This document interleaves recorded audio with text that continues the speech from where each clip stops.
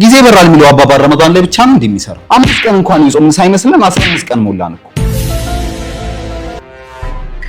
ጥያቄው ግን ቁርስና ምሳን ብቻ ነው የዘለልነው ወይስ በትክክል ጾመን? ስማማ አብደላህ ለምንድን ነው ግን የምትጾመው? እንደሚታወቀው ረመዳን የቁርአን ወር ነው፣ የዚክር ወር ነው፣ ሙስተጃብ የሆነበት ወር ነው። ብቻ ያው ረመዳን በጣም ትልቅ ወር። እኔም ረመዳን የኢባዳ ወር አይደለም አላልኩ፣ ግን ለምንድን ነው የምትጾመው ነው ጥያቄ።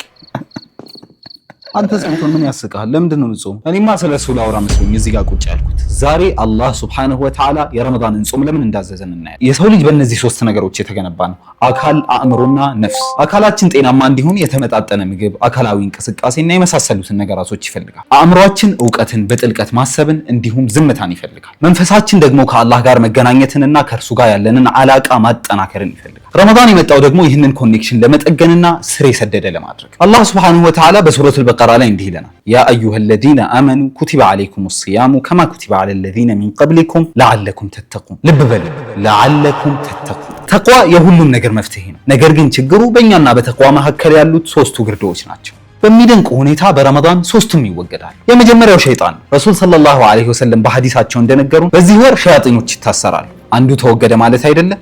ሁለተኛዋ ደግሞ ከበድ ትላለች፣ ነፍስያ። ትልቁ ፈተና ይሄ ነው። ሸይጣን ሲታሰር የምንሰራው ስህተት ሙሉ ፒውር የነፍስያችን ውጤት። ይህቺን ነፍስያ ደግሞ በጾም አደብ እናስገዛታል። የአላህ መልክተኛ ሰለላሁ ዐለይሂ ወሰለም እንዲህ ይላሉ፣ የሰው ልጅ ከሆዱ የባሰ መጥፎ ከረጢትን አልሞላ። የሰው ልጅ ለሚሰራቸው ወንጀሎችም ሆኑ ለሚመጣበት ህመም ዋነኛው ምክንያት ጥጋብ ነው። በረመዳን ደግሞ ይህንን እንቀንሳለን። ሶስተኛው ደግሞ ሸያጢነል ኢንስ ወይም የሰው ሰይጣን። እነዚህ በጣም ብዙ ናቸው። በተለይ በእኛ ዘመን ሶሻል ሚዲያው አለ፣ መጥፎ ጓደኛ አለ፣ ወደ መጥፎ ነገር የሚጎትቱን ነገራቶች በሙሉ እዚህ ውስጥ ይካተታል። ከላይ የጠቀስናቸው 2 ነገራቶች ከዚህ ነገር ለመራቅ ዋነኛ መፍትሄዎች ናቸው። እንግዲህ 2ቱን ከባባድ ነገራቶች አላህ አግርቶልን ሶስተኛውን መተው የሚከብደን ሰዎች ወደ ራሳችን ጮክ ብለን ልናይ ይገባል። እነዚህ 3 ነገራቶች ተነሱ ማለት መንገዱ ሁሉ ክፍት ነው። የኛ ስራ ወደ አላህ መሮጥ ብቻ። የአላህ መልክተኛ ሰለላሁ ዐለይሂ ወሰለም እንደነገሩን ተፍተሑ ፊሂ አብዋቡል ጀና ወትግለቁ ፊሂ አብዋቡል ጀሂም። አላህ የጀሃነምን በር ዘግቶ የጀነትን በር ደግሞ ከፍቶ እየጠበቀ ነው። የኛ ስራ አላህ ያዘዘንን ነገር በስነ ስርዓቱ መተግበር ብቻ።